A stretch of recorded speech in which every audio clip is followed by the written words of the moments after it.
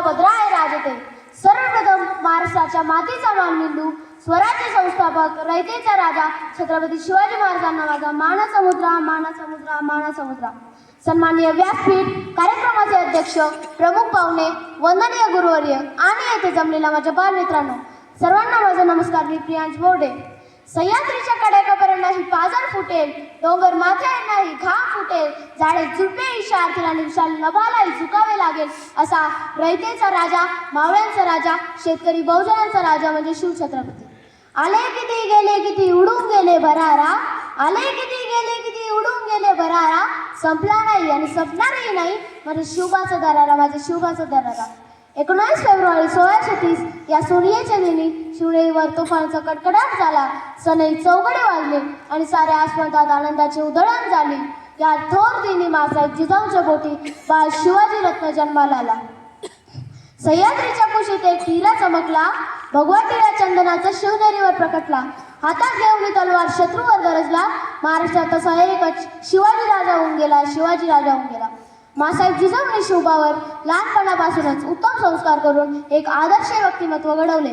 बालवयात शिवरायांना स्वराज्याचे स्वप्न जिजामातांनीच दाखवले. थोर त्या जिजामाता त्यांची गाथा परंपार, शिवरायांवर केले संस्कार दिली आता तलवार. शत्रूंचे जैल्यावार शत्रूंना करण्याटार, हिंदवी स्वराज्य साकारण्यास शिवबांना केले तयार.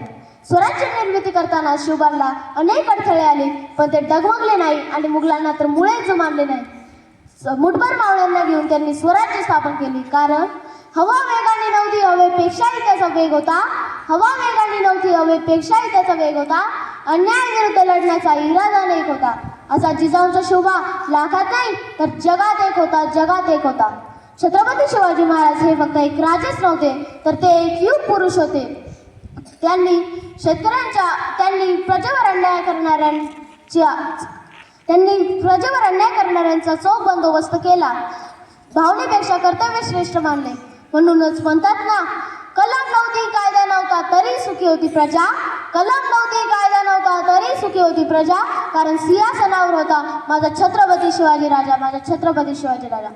शिवाजी महाराजांनी शक्तीपेक्षा युक्तीने कार्य केले. शिवाजी महाराजांनी शक्तीपेक्षा युक्तीने कार्य केले. त्यांनी शेतकऱ्यांच्या गव्हाच्या काडीलाही धक्का लागू नये म्हणून ते झटले. सर्व धर्म समभाव, स्त्रियांप्रती आदर या न्यायाने ते वागले. शिवाची चाल, गरुडाची नजर, स्त्रियांचा आदर, शत्रूचे मर्दन असेच नसावे मावळ्यांचे वर्तन. हीच शिवरायांची शिकवण, हीच शिवरायांची शिकवण. अखेर इतिहासातला तो काळा दिवस उजाडला.